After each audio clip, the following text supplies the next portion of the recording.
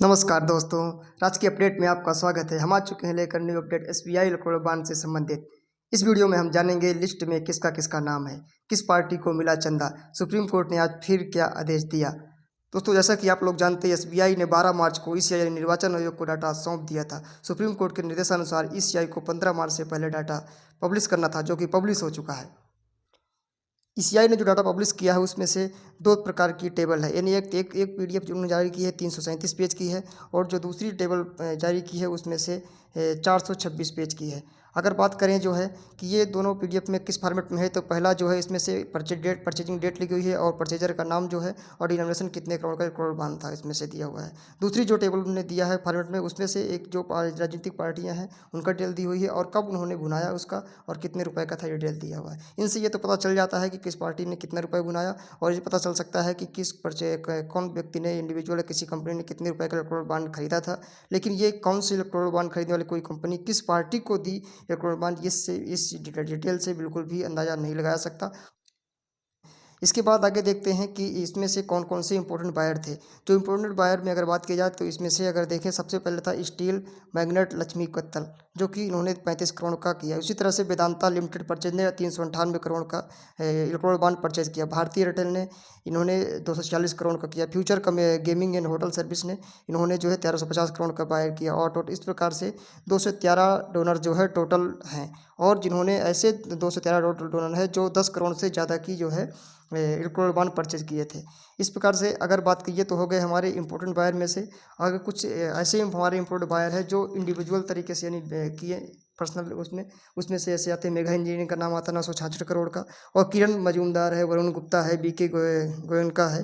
ये सारे अगर कारपोरेट बायर से देखा जाए, यानी जो हमारे कारपोरेट व्यापारी लोग हैं वो कौन कौन से इलेक्ट्रोल बॉन्ड परचेज किए, उनके में नाम आता है इंडिगो 36 करोड़ का इलेक्ट्रोल बॉन्ड परचेज किया, और भारत एयरटेल, अपोलो है, सन फार्मा है, वर्धमान टेक्सटाइल है, सिप्ला 39 करोड़ का, और अल्ट्राटेक सीमेंट है, यशवर्धन यानी यशोधरा जो है हॉस्पिटल सुपर स्पेशलिटी गाजियाबाद की है, उन्होंने जो 162 बंड जो है खरीदे थे, और प्रत्येक 1 करोड़ का था, जो कि बहुत बड़ी रकम होती है। उसी प्रकार से अगर बात की जाए बजाज ऑटो, उन्होंने 18 करोड़ की जो है परचेज किए थे इलेक्ट्रोल बॉन्ड, और डॉक्टर रेड्डी 80 करोड़। इस प्रकार से बहुत सारी ऐसी चीज़ें, हम सबका नाम नहीं ले सकते, सारी पीडीएफ में आप डिटेल में डिस्क्रिप्शन में डाल सकते हैं, आप देख सकते हैं।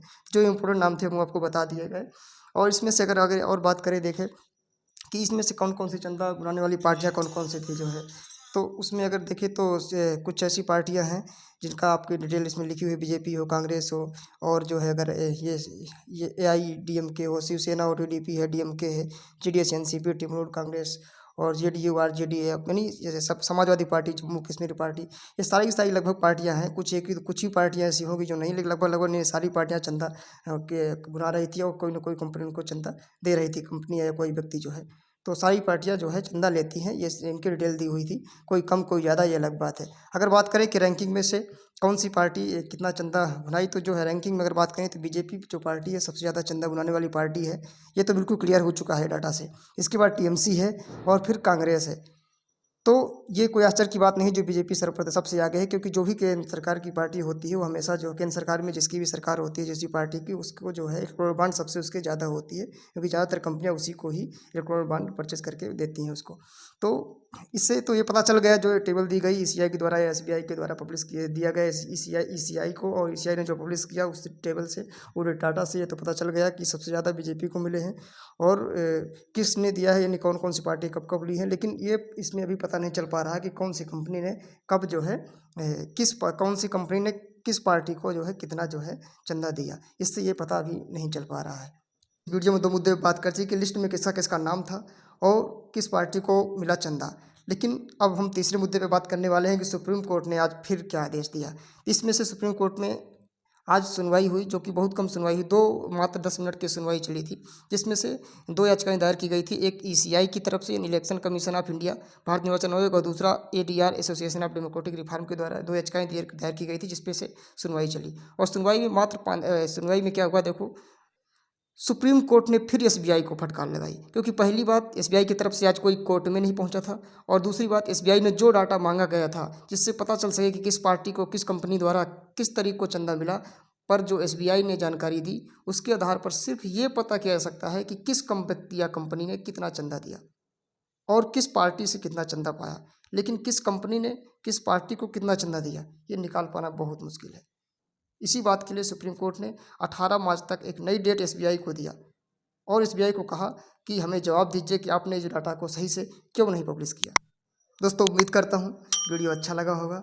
हमारा हौसला बढ़ाने के लिए वीडियो लाइक कर सकते हैं और चैनल सब्सक्राइब कर दें ताकि आप तक आसानी से वीडियो पहुँच सके।